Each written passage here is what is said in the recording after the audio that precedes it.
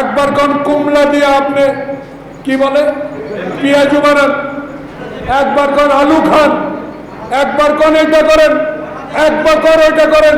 আসলে আমার আপনার দলের আপনার সরকারের মাথাটা পুরাই খারাপ হয়ে গেছে।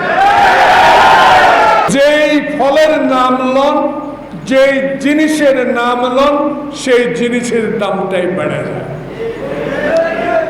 কালকে অদ্ভুত একজন কয়, পবিত্র রোজা মুসলিম আমি আল্লাহ রসুলকে বিশ্বাস করি, নিশ্চয় আল্লাহকে আপনিও বিশ্বাস করেন, কিন্তু কালকে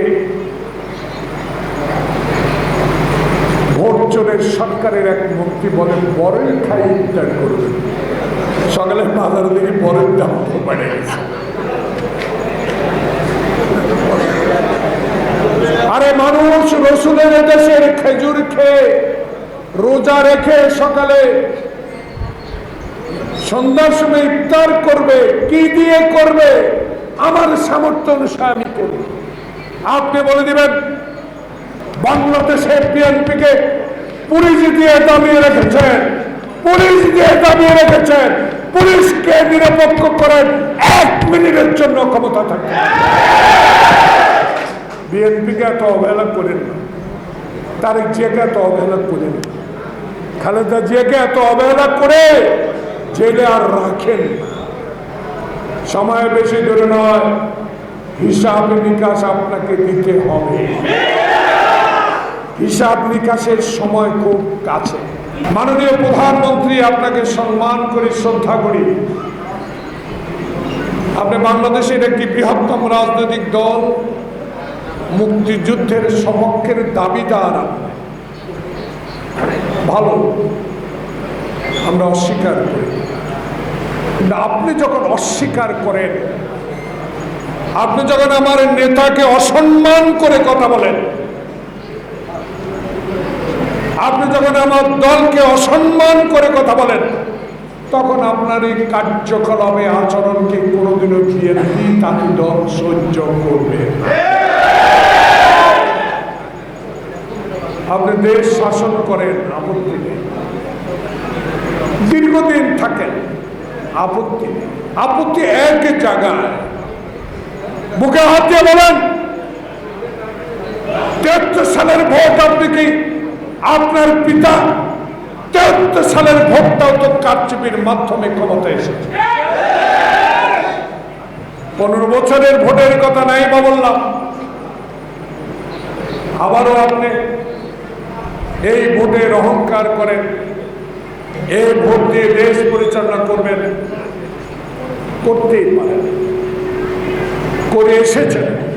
কিন্তু আমাদের এর মূল কথা হলো আন্দোলন আমরা নাকি করতে পারি, করবো কেমন?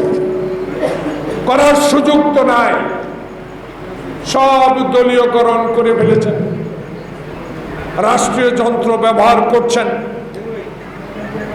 যেন তেন অবস্থা আমাদেরকে টিয়ার গ্যাস মারছেন, যেন তেন অবস্থা আপনি সাউন্ড গ্রেনেড দিয়ে আমার সমাবেশ বন্ধ করে দিচ্ছেন।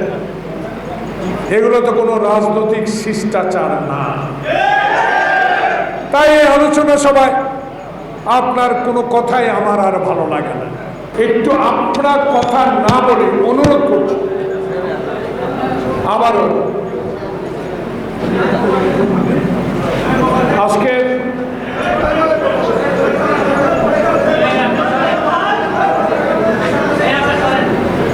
এই মহতী অনুষ্ঠান,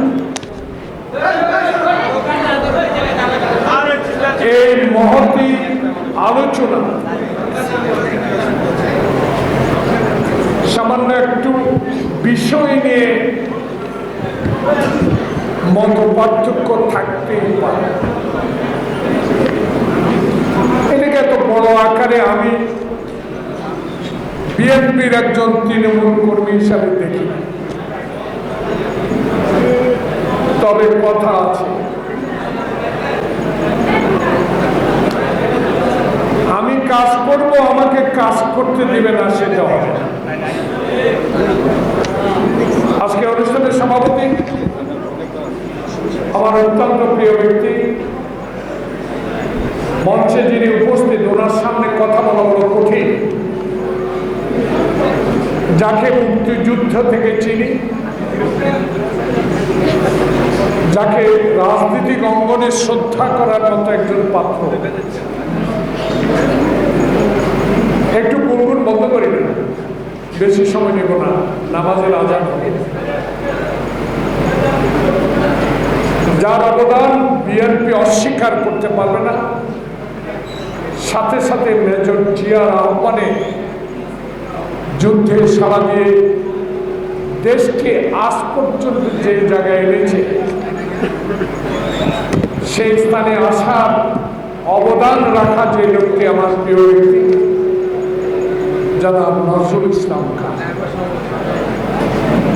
আমার আর একজন অত্যন্ত স্নেহস্পদ, যাকে হাতের ডানে বামে সবসময় পেয়েছি, যাকে ঢাকায় আমার ছোট্টবেলা থেকে দেখার সুযোগ হয়েছে, আব্দুল সালাম। তাঁতি দলের সবাই নাম আমি জানি না, তবুও সবাই শ্রদ্ধেয় ব্যক্তি, আলোচক বৃন্দ, প্রিয় সাংবাদিক বন্ধুগণ, আজকে আমাদের এমন একটি মহতী অনুষ্ঠানে আমরা আপনাদেরকে কষ্ট দিচ্ছি। সে 11টা থেকে এখন 1টা বাজে। আপনারা আপনাদের দায়িত্ব পালন করছেন। আমরা আপনাদের মাধ্যমে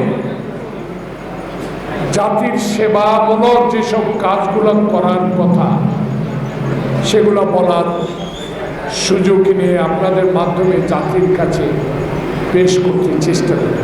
আপনাদের কষ্টের জন্য তাঁতি দলের পক্ষ থেকে আন্তরিক দুঃখ প্রকাশ করছি। প্রিয় ভাইরা, বক্তব্য খুব ছোট্ট। এই সরকারকে আমি মানি না,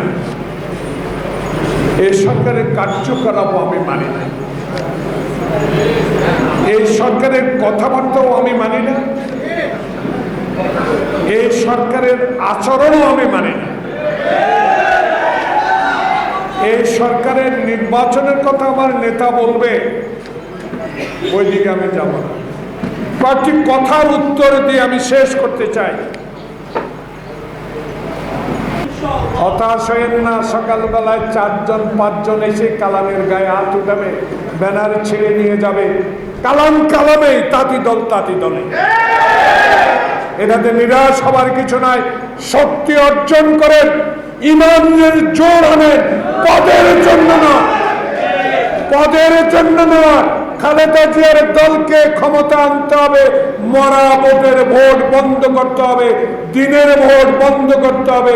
এই ভোট চোরের বিরুদ্ধে লড়াই করতে সাহস অর্জন করতে হবে। সেই সাহস অর্জনের জন্য তাঁতি দলকে ধন্যবাদ জানিয়ে আমার বক্তব্য শেষ করছি। আসসালামু আলাইকুম।